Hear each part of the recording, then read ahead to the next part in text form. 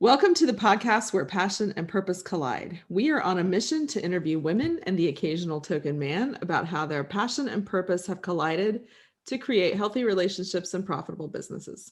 I'm Elizabeth Denham here with Rebecca Bonet. We are the co-founders of the Coterie for Women and publishers of the Franchise Woman magazine. So Rebecca, how's your week? It's been a crazy busy week. Yeah? Oh my goodness. What is Good, today? bad, all around? What is it? Yeah, it's just been a lot of loose ends starting to tie up, and more meetings than I know what to do with. And I'm grateful. Obviously, I'm grateful, but it's been a really, really good week. In fact, my rose this week is kind of in alignment with that. I always think of my business as one where I'm a farmer, right? Where you plant a seed and you nurture it and you make sure there's sunshine on it, and you're not going to get a harvest for a while. And I'm incredibly patient with that kind of thing, because I know we keep doing the right thing again and again. At some point, you're going to get a result, and I trust that process. So I guess I'm just good at delayed gratification, and I'm really good at being gritty even when there's no results yet. And then all of a sudden this week, Elizabeth, 3 really big projects that have been in the making, I guess is the word. They have been seedlings. Yes. So ducks are starting to fall in a row, and it's looking very fabulous. Let's just put it that way. Awesome. So you're about to have blooms. We'll just go with the flower analogy the whole through. There you go. Exactly. Well, that is very exciting. And that's such a great lesson in just keep on keeping on, right? Keep doing what you're supposed to do. And eventually, like, how long have these all been in the works or on your radar? Well, one of them, 5 years. 5 years. 5 years. But if I gave you dollars and cents, if it comes together, you're going to go, that was worth every single second of it. So yeah, one of the projects, actually 2 of the 3 projects, probably about 5 years. And they were thoughts, they were ideas much further back than that. But in terms of actually beginning to execute on them, yeah. It's a long time. That's a long time. What a great lesson in perseverance. Yes. There it is. I don't even know. I have a thorn. What is it? Yes. I got to tell you what happened to me last week. So I go out to a restaurant, woman all by herself, sit down restaurant. I'm going to have dinner. And I'm done having dinner, and I'm getting ready to leave the restaurant. And I'm now in Arkansas. And restaurants in Southern California, 90% of the time, the doors are wide open. You just come in, and if there is a door, it's a single door and you go through it. But here in Arkansas, they have like these double doors where you come through one door, and then there's kind of this, I don't know, void. And then there's another door before you go in. I guess it's to trap weather or keep the heat in. I don't know what the purpose of it is, but that's what most of the restaurants are. We have that here most of the time.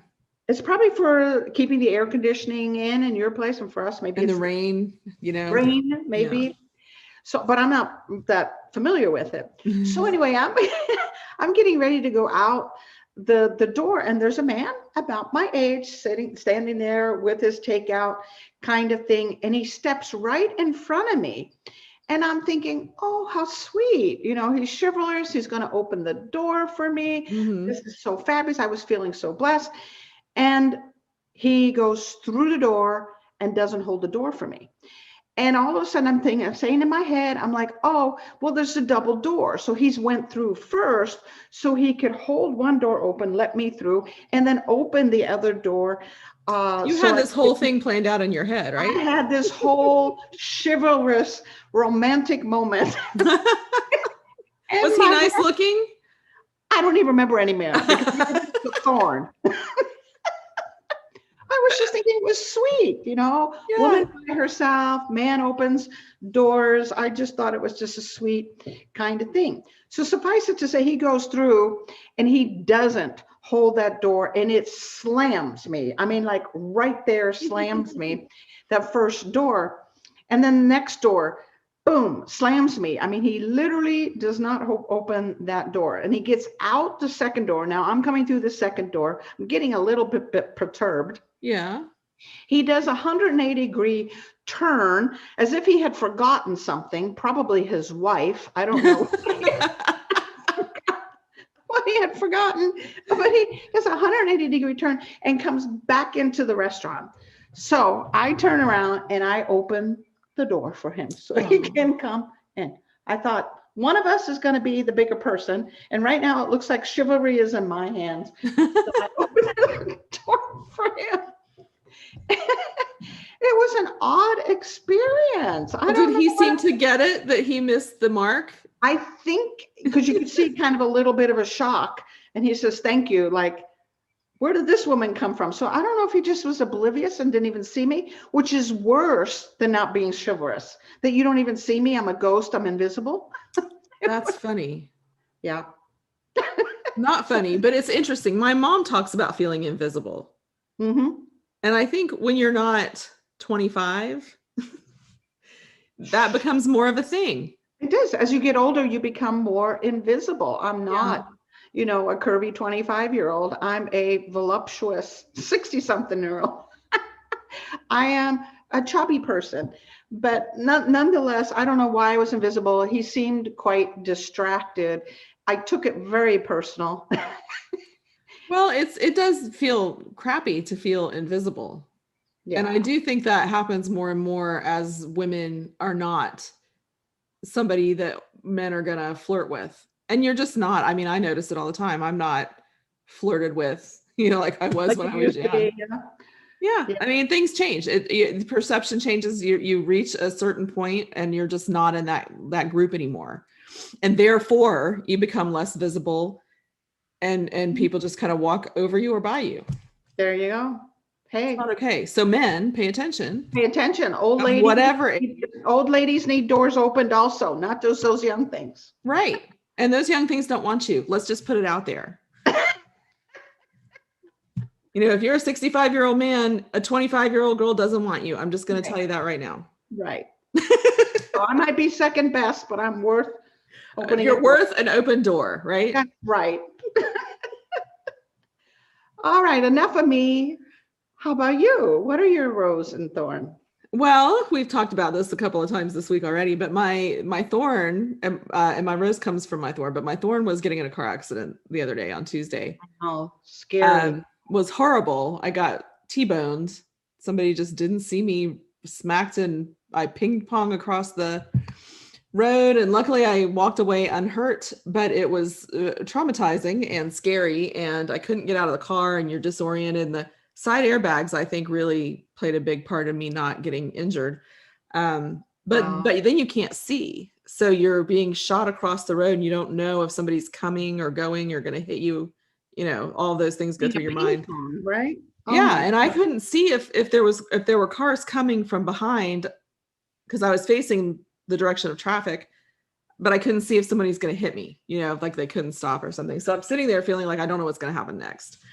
So that was not fun. My car is crumpled. But the rose of the story is that this lady saw the whole thing happen. I managed to get myself off the road into a parking lot behind a restaurant, and she turned around and came back. And she had a 4-year-old and an 8-year-old in the back seat who stayed in the back. It was pouring down rain. It was cold. And she stayed, and she went around to the door that would open and made sure that I was okay, and made sure that the young man who hit me, was 23-year-old boy hit me, was okay. She stayed the entire time that the fire truck came and was checking me out because my shoulder was sore. She checked on the other driver. She waited around until my parents were able to get there quicker than my husband, and then his dad came. She made sure everybody had someone to help them home or wherever they were going afterwards. And I don't even know her name. She was so sweet and so concerned. And when you're brain's not fully functioning in that moment. It was so comforting to have someone saying, Yeah. I mean, I called 911, but she did too. And she was better able to articulate what was going on, than I was. So Yeah. I was so grateful to have her there. And I need to put a social media call out or something and say, whoever you were, thank you for that. And she's, her kids were in the car. She didn't have to do that. She was holding the umbrella over the other driver because he didn't have one and I did. And then if the cop was nearby, she would go hold it over him. I mean, she was just the kindest, sweetest lady who made sure everybody was okay before she went on with her day. So I really appreciated that. And it's kind of affirming that humanity is still alive and good. So good. Yeah. It is an interesting story to me because at that moment, actually for several moments, you were in the unknown and out of control and victimized, right? You were victimized by a situation that there was nothing you could do with. It was just timing kind of thing. And here you are in a moment of completely being out of control. And here comes someone who says, I'm here until you gain control. I am here, whether it's to keep the rain off of your head or help you out of the car or help you make a phone call or check to see if there's anything injured. She came alongside of you and says, I'm going to help you gain back some kind of footing here. And I'm not leaving you until you're okay. Right. Yeah. And such a beautiful, beautiful story. It was so sweet. And you don't realize you're not out in control in that moment. Like the 911 operator said, are you hurt? I'm like, I don't know. Are you bleeding? I don't know. I don't know. I'm barely sane. I mean, I knew I could feel something, but I didn't, and I'm totally fine. But it really was to have that one little lucid person to cling to in that moment was very, very helpful and comforting. And she said, I'm leaving. Or do you have someone here? My parents had just pulled up. So she was going to make sure that, you weren't just left standing there. And I just thought it was the kindest, most generous thing. In a cold, rainy day, she stood in the cold rain. It made her kids. I hope you find her. I hope you find her through some kind of social media post, so she can hear what an angel she was. She really was, and it was a small thing, but it was big in the moment, And so many people don't do that, and so I think it's just a nice lesson in how much something like that matters. Yeah. In the meantime, you need to take care of yourself because your little body has just been turned upside down, inside out, bounced around. This is time to be, give yourself a break and be easy on yourself, pamper yourself. Thank you. I did go home and take a hot bath and have a glass of wine. So wine is good. Sometimes it helps with that. Your tension just sort of goes right out. So. Oh my goodness. Well, I'm glad you're okay. Well, thank you. We are good. Goodness. So hopefully next week will be a less eventful Roses and Thorns, and maybe Rebecca will meet a chivalrous man at the restaurant. That's right. That opens the door for me. That sees me. We'll keep our fingers crossed. Okay. Welcome back to the podcast where passion and purpose collide. Today, we are here with our token man, Pete Baldine. Pete is currently the president of Moran Family of Brands, an automotive franchisor with multiple brands. They have Mr. Transmission, Milex Complete Auto Care, Turbo Tint, and Altamira Automotive Outfitters. MFB has a great deal to offer prospective franchisees. Pete has been associated with the Moran Family of Brands in various capacities since 1999. He is also the founder of Accelerated Development, Inc., which specializes in outsourcing the franchise sales and development. Prior to the formation of Accelerated Development, he held the position of Senior Vice President and Chief Development Officer at Moran Family of Brands. He has many years of experience in the automotive aftermarket service industry and franchising. He's also published various articles in the franchise industry and is a frequent speaker and panelist at conferences. So Pete, we are excited to have you here as our token man. I'm excited to be here and to be your token man, Elizabeth and Rebecca. Thank you. Thanks for inviting me. We were so excited when you accepted our invitation. My first question to you, Pete, is having to do with how you got into franchising. It was not a direct route. You kind of took a detour someplace because you were into football at some point. Can you tell us how you got involved in franchising? Sure, it's a kind of an interesting story, and certainly was not a direct route, and it was mostly by accident. All I wanted to do from the time I was a teenager was be a college football coach, and everything I did was centered around that. When I was playing football in college, the coaches used to take me they knew that. They used to take me to the coaches' clinics with them during the off season. The school that I played at, the head coach hired me after I graduated to coach there.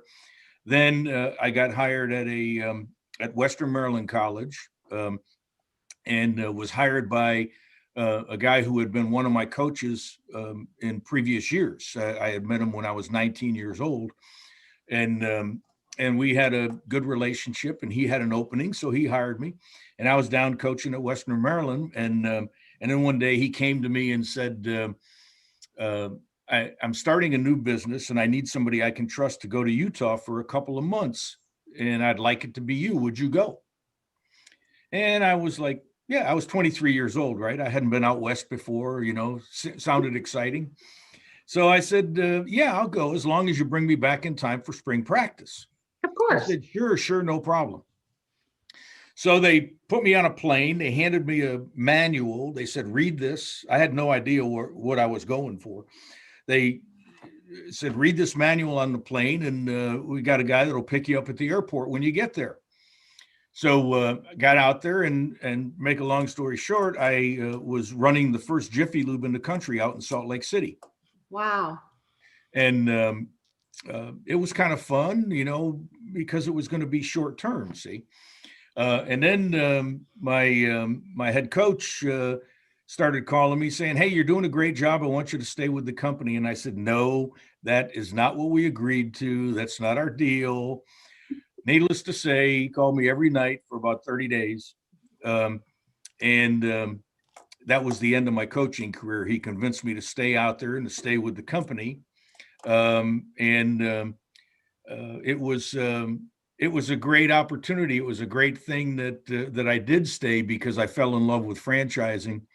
In that first 10 years with Jiffy Lube, got a tremendous amount of experience. I got exposed to anything and everything, and had to learn to deal with it all. So the interesting thing to me is that you had this dream your whole young life at that point, this big lofty dream of college football coaching. And you were on the path. You were on track to be progressing through the ranks of that.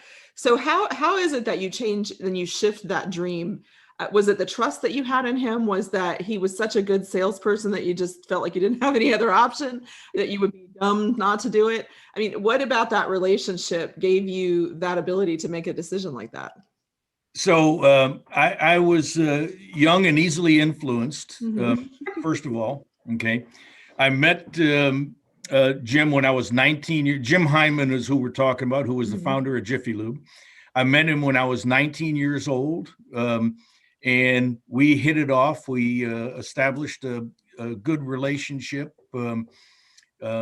together. And Jim is probably, I guess the easy answer to your question, Elizabeth, is that he is probably the best salesman I've ever seen in my life. He's very influential. I really looked up to him to begin with, and was really influenced by him and enamored by everything he taught. He spent a lot of time with me, at a young age. And I was very enamored by all the knowledge that he had and everything that he shared with me. And so when he put on this big push to change the direction of my career and have me stay with the company, at first I did not want to do it, and I fought back, but he won in the end. just to give you a perspective,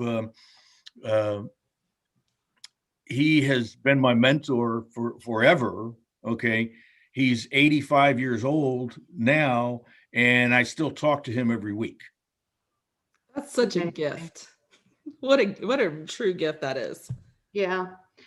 Yeah, I remember he came with you to some IFA conferences, and we had the pleasure of getting to meet him. And you could see the love and the care for one another. And here's a 85-year-old man still having great influence in your life.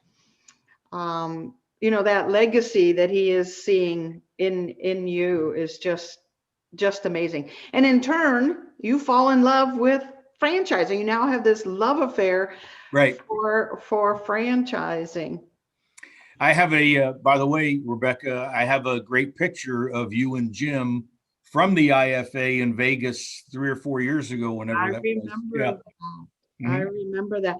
We were all clamored around him. We wanted to know who was this big influence in Pete's life, because as you pointed out, this was a massive redirect from what every young man would want as a dream, to be a football coach, a college football coach. So he literally talked you out of that into another thing. Somehow he saw something in you that was even bigger than football. So I guess my question around that is, are there similarities between football and everything that you did in coaching, and ultimately what you are doing and did in franchising? Could you apply any of what you had learned as a football coach? Rebecca, if you couldn't, I wouldn't be here today. Okay. When he sent me out to Utah to run that first Jiffy Lube, I had zero business experience. I didn't have that much interest in business. Again, I mean, my passion was to coach college football. Right. Right. And so when I ran into, a lot of decisions that had to be made, a lot of problems, a lot of things on a daily basis. And the only way I got through all of that and survived it was by transferring those skills, okay, by saying, okay, I got this problem. If this was a football team, how would I solve this problem? How would I handle it? How would I deal with this person? Okay, so the first 2 or 3 years, it was all transferable skills from coaching. When you look at coaching, what is it? It's leadership. It's giving clear direction. It's all those types of things that you have to do in business. Yeah. And pulling out of employees or individuals Right. that are on your Building team, a team. the best that they are, and putting the right teams together. So you're right. It is a lot of transferable. Building a team, motivating your teammates, all of those things that you have to do in business. So, I wouldn't have survived without that skill set. Yeah. We love your passion, Pete. Well, speaking of passion, shifting into the other areas of your life, other than franchising and football, which I assume is still a passion, what would you say are the big passions that drive you in your life? Well, you know that I'm in the horse business as well, and have been been passionate about horses for a long, long time, and have been in the business for the last 14 years. And my wife and daughter are partners in the business, and my daughter's a professional trainer, and she runs the horse business. So that's a big passion. But clearly my greatest passion is my 6 grandkids. Fortunately, I have 4 that live in Memphis that we don't get to see as often, and that grow up way too fast. But I have 2 that are 3 miles away and are basically growing up on my farm. And we see them almost every day. And it's just the best blessing that anybody could ask for. Yeah. And do they share your Your horsey passion. Well, my 6-year-old has been horse showing actually for a while, Mm. and she's actually starting to jump courses now. So she's going to a big show in April at the World Equestrian Center, and she's going to jump her first course out there. Wow, that's Yeah, exciting. What a fun thing to get to the share. 3-year-old is a hoot. She loves being on a horse and laughs the whole time. Oh, funny. Yeah. It's nice too that your family is involved in this business, your wife, your daughter, even your son-in-law involved on the Moran Family of Brands side. So it appears from everything you're sharing with us that there's a huge importance to family and to legacy and being part of that next generation, whatever it is, whether it's choosing to go into a horse business or choosing to go into franchising as it is with your son-in-law, Ben. So this idea of legacy kind of runs through who you are, but it also runs through what Moran Family of Brands is. Can you share with us a little bit about Moran Brands and what sets you apart? I mean, you told us when we were talking earlier, you have franchisees that have been with you guys 30 plus years. Can you address that? Sure. Yeah, we have, there's quite a legacy here, Rebecca, and it starts, and let me back up a tad. It starts with the Moran family. Okay, Dennis Moran and Seal Moran started this company over 30 years ago. Barb was involved in the company at a very young age. Okay, and then after her father, suffered some serious health issues in the late 90s, somebody else had been running the company for a period of time and not doing a very good job, quite frankly. And the consultant that they were working with recommended to Dennis Moran that he make Barb the president, which he did in '99. And she took over at that point. And that's when I came in as well, to assist her. And and then fast forward to 2010, Barb bought the business from her parents. Okay. So she's the owner of the company now for the past 11 years, and the CEO. So the legacy starts there. Okay. Mm-hmm. But then on the other side, we have a tremendous legacy, as you mentioned, our franchisees and their families being involved. We have 33% of our franchisees have been in the system for 20 years or more. We have a 15-year license agreement. Okay.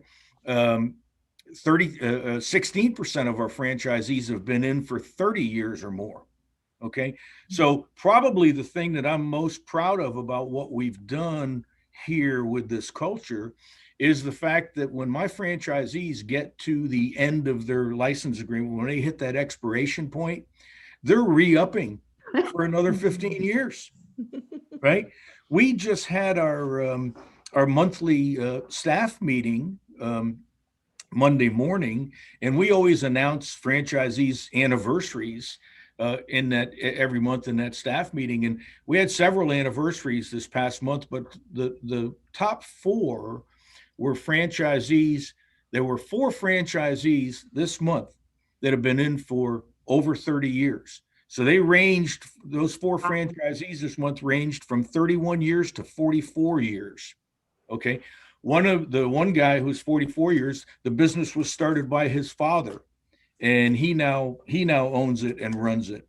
The second guy, business was started by his father. He now owns it and runs it. We have many franchisees that have gotten in. We've got 3 brothers that all got in at different times. Their kids are all in the business. We've got other franchisees that have their kids in the business. So it's truly, when you talk about legacy, I don't know of another company that has as much legacy actually as we do, and because so many of our franchisees have family involved, And because of my background being in the horse business with my family, it's something that we really can talk about and relate to, because, I'll get franchisees that say all the time, well, you know what I'm talking about. Your daughter's how do you deal with your daughter, or your wife or whoever, when these situations come up. So there's something there with the legacy that we really can relate to together and talk about. Well, and don't you think, I think it's such a great example when you're talking with prospective franchisees, that you have lived this, the impact it can have, not just on you as a business owner, but on your entire family or your children or your siblings or your parents, or however that's going to look. But being able to speak from personal experience, how powerful is that in attracting people to the brands? That's powerful, Elizabeth, in attracting people. But I'll tell you what's more powerful. Mm-hmm. When we tell our story to prospective candidates, okay, and then they go to validate with our franchisees, Mm-hmm. and our franchisees confirm everything we told them. Right. There's nothing more powerful than that. Mm-hmm. So the culture that we've developed over the last 20 years, has really taken hold and has really established itself throughout the system. And we benefit a great deal from, great validation with our franchisees. When they talk to candidates, our franchisees are saying, you sound like a good candidate. What are you waiting for? Why don't you do this? Yeah. So do you describe? They make our job easy. They make our job easy. Yeah. When it comes to that, Makes your job easy for sure. So Yeah. do you describe your culture as a big family? How do you describe your culture? I mean, if people are 30, 40 years working together, I'm going to guess they're going to Cancun and vacationing together. Mm-hmm. And they're watching, their fellow colleagues' kids grow up. I mean, there's got to be an incredible sense of family that is going on within your system. Yeah, there really is, Rebecca, and we talk about that. I mean, that's part of our culture. So when we're talking to people, we talk to candidates about that. We talk to franchisees about that. I mean, listen, there are franchisees that we have in our system. They're not just franchisees. I mean, some of my best friends today are our franchisees. Okay. There's certain markets when I go out of town, they won't let me stay in a hotel. I stay at their house. Their house, yeah. When they come here to Chicago for a meeting, they stay at my house. It's really that's why I can't ever retire. It's too much fun. Yeah. It's just way too much fun. So side note, I know there's a question percolating in Elizabeth's head, so I'm going to do this really fast. What's the future for Izzy and Savvy? Are they going to end up in the horse business, or are they going to be ending up in the franchise business? Well, that remains to be seen. Their daddy's in the franchise business, their mama's in the horse business. They're both pretty smart, independent little girls. I think they'll be making their own decisions, quite frankly. I do. As they should, right? That's right. Which actually does kind of dovetail right into this next question about working for a woman, and the impact that has had, or the difference that you have experienced. And I mean, all of that to me would help you be a better advisor for girls, daughters, grandchildren, granddaughters. So talk to us a little bit about the experience that you've had working for a woman as our token man. Sure. Well, it's been 21 years. Okay. And it was interesting. When I was working for Safelite Auto Glass. I was vice president of Safelite. My offices were in downtown Chicago. This is kind of a funny story. That's why I'm telling you this.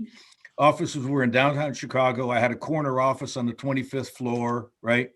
And Rebecca, remember Lois Marshall?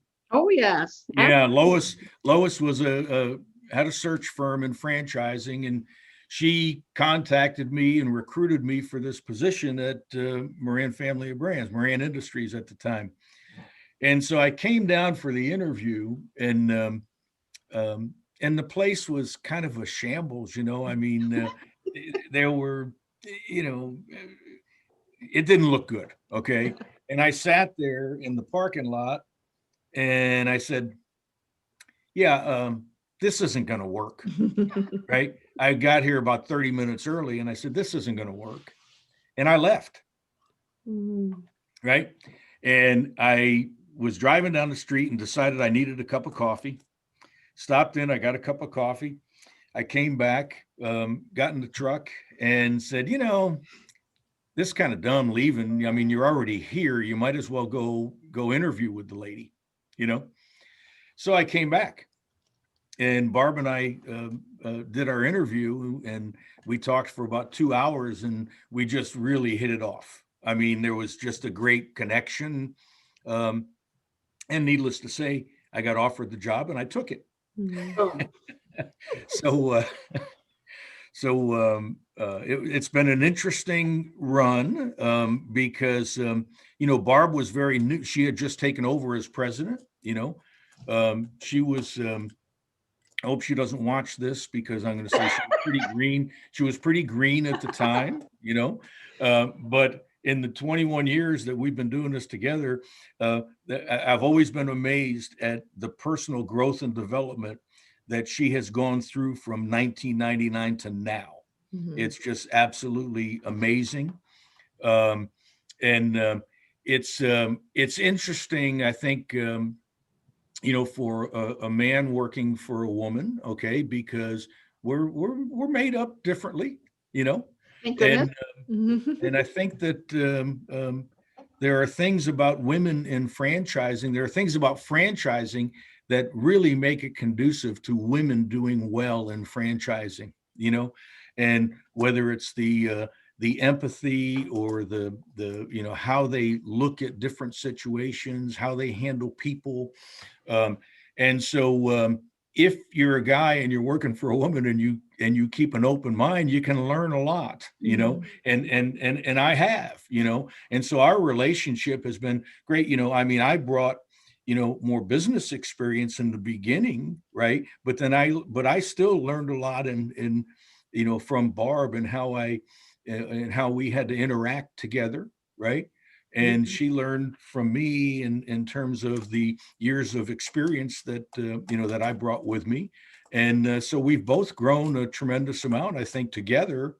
You know, it's been a great run. It's been a great situation, and I wouldn't do it any differently. Beautiful. So this might get a little personal, but I see you as a macho guy, a masculine type, right? You're an alpha, you're not a beta.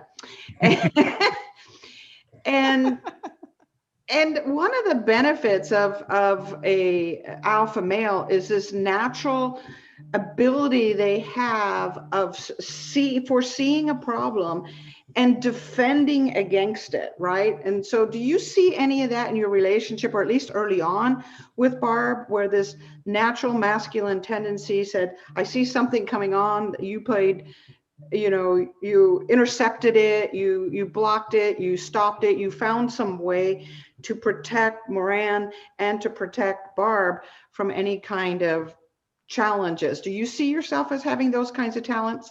Oh, I think that I could tell you lots of stories where that was certainly the case, particularly early on. You know, the company was not in a good place when Barb and I started together in terms of franchise relations. Okay, there was a lot of work that needed to be done, and so Barb and I went on the road for about 18 months and visited every store. You know, and it was amazing to go to some of the stores, and particularly now, remember, here's a woman a young woman in automotive. Mhm. Okay. So you had all these older male franchisees. Okay. And when we were in the stores, a lot of times they were addressing all their comments and all their questions to me and not even acknowledging her, and it was very frustrating to her. Okay. But it was also a great learning experience for her as well, because she learned that, and she moved right on past that and figured out ways to deal with that, and to get their attention and to get them to see her as a leader. But yeah, in the beginning, did I have to do some of that? Sure, I had to do a lot of that in the beginning, sure.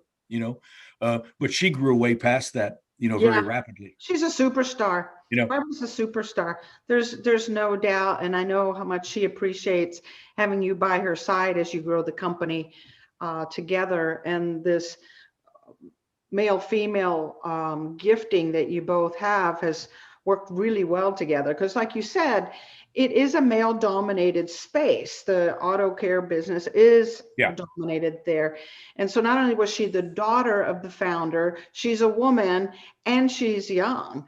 So I think it was a very wise decision on her part. And Elizabeth and I talk about this often, why it's so important to have men by your side and mentors and folks that believe in us as women. And that's exactly smart on her to hire you, and you stepping into that gap and filling the areas that she still had room to learn in, and vice versa. She then taught you some other things. Along the way.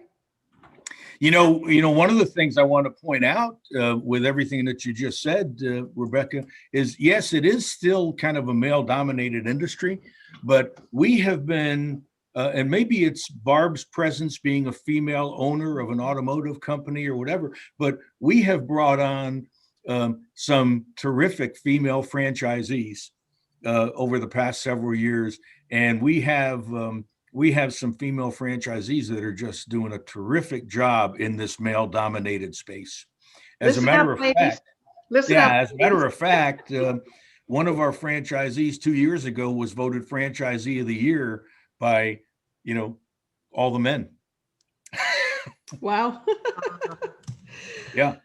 Well, and I think too that because actually on the front lines in dealing with the customers, women bring a whole different perception to that customer interaction. Okay. They are, they're just more believable. They're people don't feel like, the automotive industry has a perception of, geez, I don't want to get sold something I don't need. I don't want to be taken advantage of.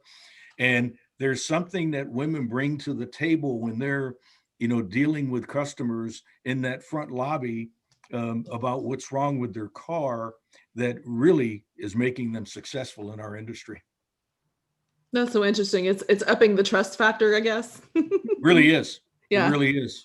Yeah. Well, and I think probably what has upped the trust factor is having a male leader like you working for a woman and respecting her as a successful, capable person in a male-dominated thing. That's got to help.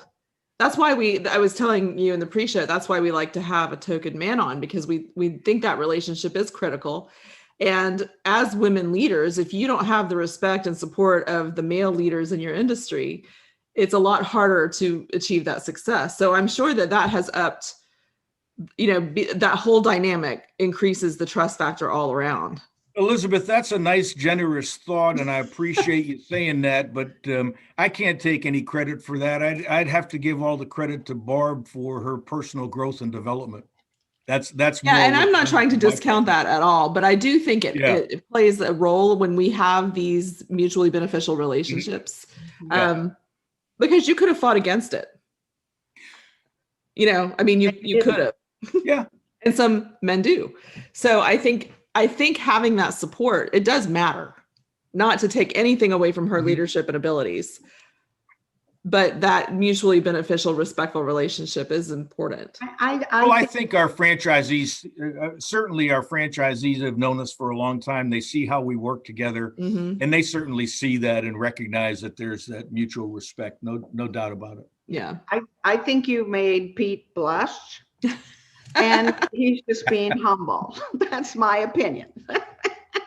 Well, I understand what he's saying too, though, because that's certainly not the goal to take anything away from her success and abilities and intelligence and capability, but smart alignments and smart relationships are also important. And I think that's what this has been. So on that note, it's kind of actually not on that note, a little offshoot.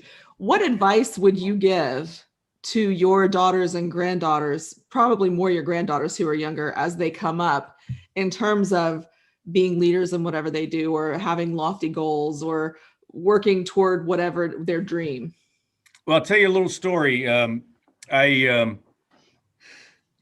made this playhouse for the girls at Christmas time. Okay.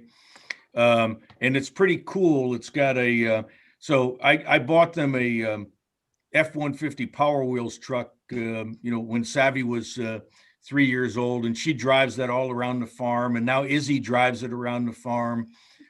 They both ride around in it together. But one thing they love to do is there's a big window and a shelf in the side of this playhouse, and they like driving up to the playhouse with and acting like they're driving up to a drive-in window, and they'll make me get in there, and they'll say, "Hey, I want a hamburger. I want a cheeseburger. Give me some chicken nuggets," And so they play drive-in window. And one of the things that I tell them is, look, you're not when we play this, okay, you got to keep perspective that you're not going to be the worker at McDonald's at the drive-in window. You're going to be the owner of the McDonald's. Yeah. Okay. So we've had that discussion many times Already. That's a great lesson. That's a great lesson through the form of play. It's a wonderful way to teach our children and our grandchildren, is to play. You're not going to be the one passing out the food through the window. You're going to be the one that provides jobs for folks that do that. Own the business. So Savvy said the other day that as soon as it gets warm out, she's going to through that drive-in window, she wants to open up a lemonade stand and have lemonade and sell lemonade to the customers at the horse farm when they come through, because when it gets warmer, they're gonna be thirsty. And then she might sell tacos as well. Oh, so now we're talking. Yeah. So they're getting a little bit of the entrepreneurial spirit there. I love it. I'm doing similar with my granddaughters. We'll have to talk about that offline. In the meantime, we have to wrap up. I hate to do it, but we have to wrap up. If someone wants to reach out to you, Pete, learn more about Moran Family of Brands, how would they do that? How would they get in touch with you? You bet. My email address is PBALDINE, Baldine, at Moran Brands, MORAN, moranbrands.com. And my phone number is 708-297-2240. That's direct to my desk. Boom. All right. And I would love to talk to anybody that has an interest. And ladies, you can do a car business. So absolutely. We got some great examples of some ladies doing it very well. Excellent. Amazing. Well, thank you so much, Pete, for your time. We've enjoyed having you on, and I'm sure we will circle back around another time and do it again. Thank you both as well. It's been my pleasure. Great talking with you both. Thank you, Pete.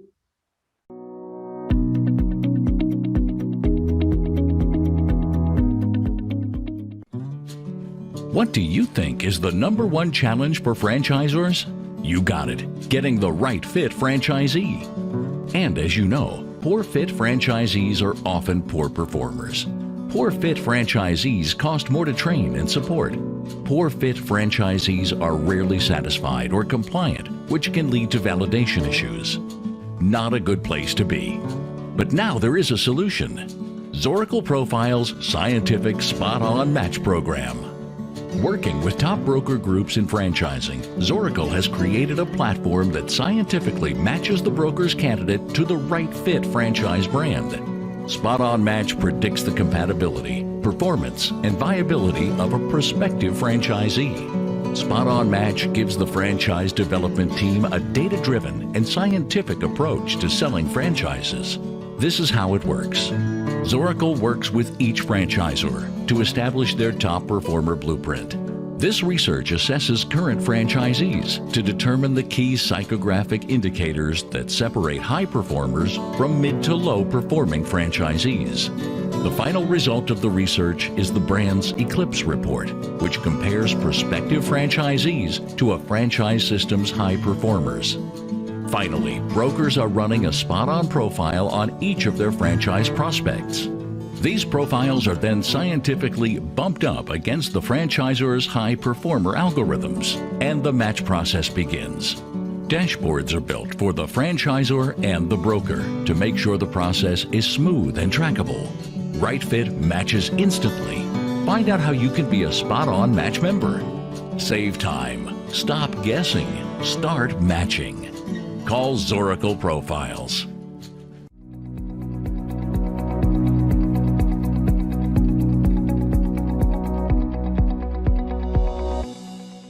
Welcome to Women in the Know, where we discuss everything from politics and policy to relationships and marketing. We take the things we've learned through our experiences and through our interviews and share them with you in the hopes that we all come out knowing a little more than we did before. So Rebecca, today we talked to Pete Baldine, and we kind of put him on the spot and made him a little squirmy by talking about the value that he brought to a young woman leader of a male-dominated company. And so we wanted to expound a little bit on that because it does matter. Allyship from men to women leaders does matter, especially in a male-dominated industry. And what he did was, whoever may have questioned her being there, and she was the daughter, so that adds a whole other layer of not necessarily automatically welcoming or trusting that she's the right one for the job. So for him to sit there and accept her as the leader, to support her in everything that she was trying to do, I think, and I can't wait to hear her perspective on this particular thing, but I think that had to have helped smooth her transition at the very least. What are your thoughts? I agree. I thought it was cute when you were complimenting him about how he was beneficial to Barb in when she took over the leadership role from her parents as a young woman, and then how they went together store by store to build those relationships with the franchisees. And sometimes the franchisees would, focus on him and questions would come to him rather than her, and how he was able in that situation to bring out his talents and complement her talents, and clearly was communicating. She's the boss, she's the leader, she's the CEO, and he brought his strength. So I thought it was cute. He actually blushed when you complimented him. Well, he was a little, which was endearing, right? Wasn't it endearing? It was endearing. And what it did was kind of prove the point we were trying to make, which is he didn't want credit for her success. And that was not the point I was trying to make at all. There's nothing you can take away from her and what she's done. She's a powerful leader. Yeah. And very capable and would have been successful. But the role that he played, and the fact that he was able to witness her experiencing that right. Men turned to him, he saw it for himself. I think that validated her experience and her frustration for her. And then he was able to help. And he said she learned and overcame, and she took that leadership more and more as she grew in the role, which I'm sure she would have done either way. So it is certainly not to take anything away from her. But what it does is say that a man can work with a strong woman, a strong man can work with a strong woman and give her that leadership authority, show it to her, and demonstrate it to others, especially in the automotive industry, where it might have been a little harder for her to assume that role. So I think that aligning ourselves with people who are going to be supportive and people who are going to work on the same goal, men and women together, is a very valuable thing. And that's why we have token men come on and talk about these things, because we've got to be supportive of each other, and we've got to acknowledge the struggles that each of us has in different ways. And I think he's a great voice for that, to be able to sit here and say, I saw them do that to her. And I saw how she grew into that role, and she took authority, and look at her now. And he doesn't even want to take a single bit of credit. And it's not about credit, but it's about his support of her in that role. I mean, it does matter. Yeah, I thought it was a beautiful testament to both who Pete Baldine is and who Barbara Moran is, and of course what the concept is, because together they have determined what their individual roles are and play into it. And some of those talents are more naturally feminine, and some of those talents are more naturally masculine. And I'm sure Pete's background in football also allowed him to go, okay, this is my team, right? And she's the captain and I'm a player, or vice versa, depending on what the scenario was. And he even admitted that in situations, especially early on, while she was still young, and taking over the reins of a difficult situation, that he had to run interference, like you would in football, right? To make sure the guys don't come after the quarterback. You played defensively. And so he would step into that gap to protect his leader and to protect the brand. He would step up and run interference. So it's a great testament to the masculine and the feminine, and how they can really work well together when there's this mutual respect for one another and a clear game plan, right, of where they're all going. And now what do we have? We got women coming into this business because of this model that Moran has created. So what used to be a male dominant is now attracting many women to their brands. Well, I really appreciated the clear line in his mind that she is the leader.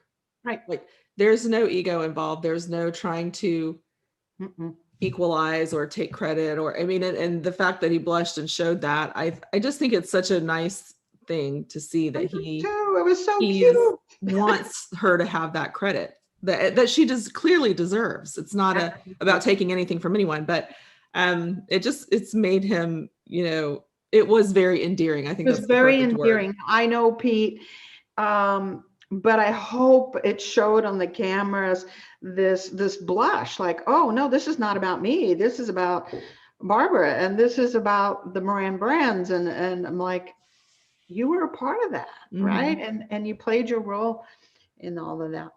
So it was a great conversation. I really enjoyed him. He was very easy and natural to talk to, and it did a great interview. So he did. And now hopefully we can get Barb to also come on. Absolutely. Barb, are you listening? Yeah. Call us for a date. We'll get you on. Call us for a date, right? All right. We will be back next week with more Women in the Know.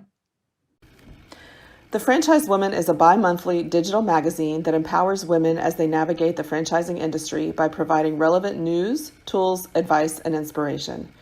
We are a resource for women who are seeking to own their own businesses, improve their existing businesses, find creative solutions, and take advantage of franchise opportunities. We feature women in the business who best exemplify our ideals and have something to teach our readers. In addition to our exclusive articles relating to the female entrepreneur, we also feature brands that are geared for women.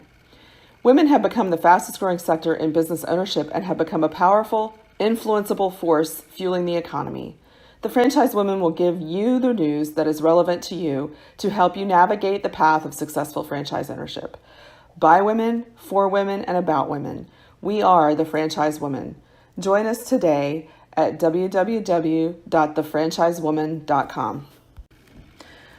Welcome to Ask Beck and Liz, where no topic is off limits. We want to answer your questions about business, life, and everything in between. Send your questions to ask@beckandliz.com. That's ask@beckandliz.com.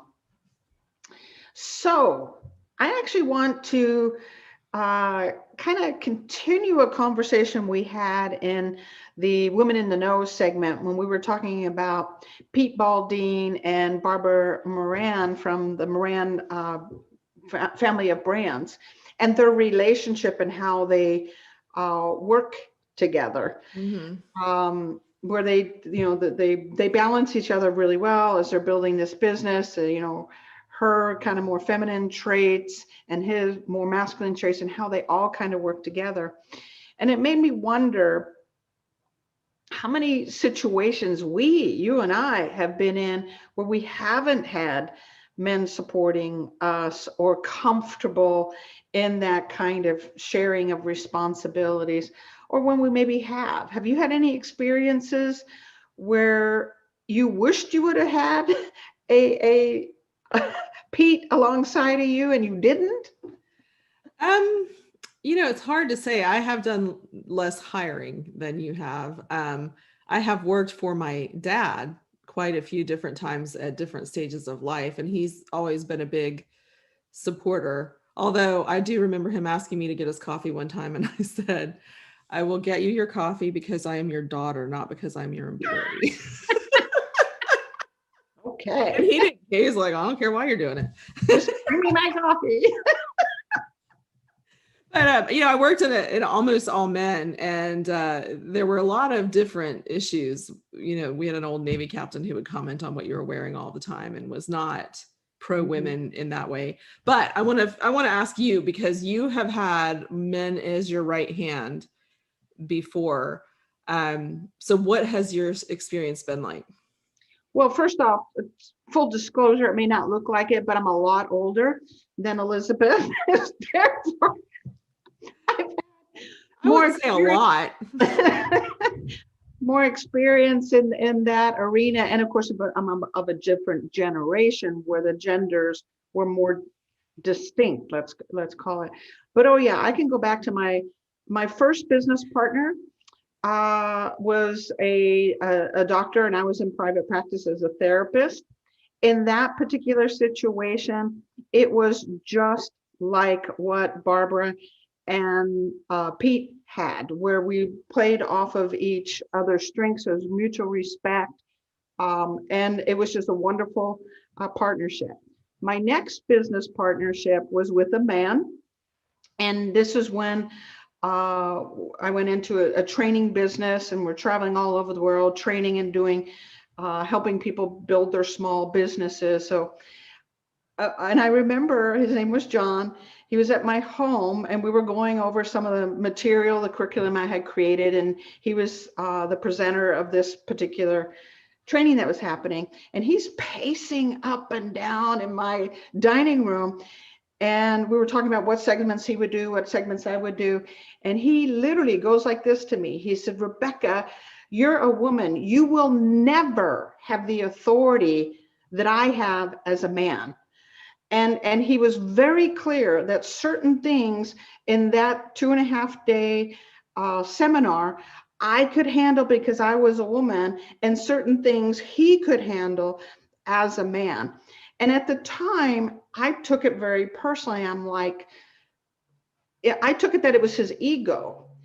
But I truly, in hindsight, now realize that he was just being a business guy. He knew that the audience would see him as an authority because he was a man. It wasn't him saying, Rebecca, you're less than me. It was his way of saying, we're going to do a divide and conquer here, because as a woman, I would never have the authority that a man would have. So I was hurt. I was a little fragile there, but I know it was strictly him stating the facts. 30 years ago, this was true. Mm-hmm. So had I said the same things, even though I wrote the curriculum, I wrote the books, I coached him, it didn't matter. It mattered that a man was up there presenting this material. It was going to be better accepted than if a woman would accept it. So I thought it was an interesting response of mine. I was hurt, but I was also realistic and, acquiesced, deferred to him. I mean, how did you feel about that? Because, my nature would have been to be like, well, too bad. I'm going to change. I'm No. going to change the dynamic. No, I am a conformist. I'm a preacher's kid. I'm Swiss through and through. And so even though I was a little hurt, I acquiesced. I deferred. Did you resent it later or during or no? Or did you just think this is what we've got to do to succeed? I only began to resent it when we started writing books and my name wasn't on the book. Oh, Other that than would've- some acknowledgement to a ghostwriter, but he didn't mention that. Then I began to resent it. And then I've had other experiences similar in business, working with men. One particular example was with a business not too long ago. I hired a man just a few years older than me that understood franchising, and I was launching. And I hired him because he needed a job. I thought I was actually doing him a favor because he had been unemployed for a while. And I overheard him having conversations at a convention where he basically said to a potential clients of mine, you know, I'm just trying to help her get her business going. And, you know, she's had a really tough time. And it was like this patronizing thing that he was saying, like he was doing me a favor, wherein I was thinking I was helping him. He was in desperate need of a job. And that relationship only lasted about 4 months because the ego was all pumped up and there was no collaboration. There was no working each other's strengths. It was, I'm a little girl and he's Mr. Wise Guy. And so that relationship didn't last. That's so interesting. 3 different men, 3 different ways of dealing with things. Had I not had that first doctor as a business partner who built my confidence, who believed in me, who saw the talent in me, I probably wouldn't have gone into business number 2 and business number 3 and business number 4. He did a great job, you know, in a couple of other situations, not such a great job. Well, that's so interesting because if you imagine women who have never had the first guy, do they persevere? Do they think they can't do it? I mean, what kind of impact does that have being diminished like that? And that's the thing, fighting for, I mean, Hannah, I think is going to come on the Coterie sometime and talk about the importance of getting credit for the work that you do because the men took her byline off at that one time. It matters. It matters for your confidence. It matters for your authority and your credibility. And we shouldn't be afraid to take it. I'm not surprised that didn't last more than 4 months because it's undermining. It's undermining that somehow I am a woman. I'm not as smart as he is. I'm not as this. And I'm like, no. And here he was without the job, but he was helping you out, you know, He's helping me out. It's condescending and patronizing and all of those things. Yeah. And now a part of me goes, I wonder as he's watched me where, you know, grows Oracle, if he ever looks at his own behavior back then and how it is he is no longer, you know, with us. Yeah, it's interesting. And I think it is a testament to Pete Baldine that he is a very secure in his role, in what he's doing in his career, that he doesn't need. Yeah, he doesn't. And as a man, he's secure in who he is. Yeah, doesn't matter who his boss is. It could be, you know, Barbara Moran. It could be he's secure with who he is, and he's going to do the best job he can. Yeah, what a deal.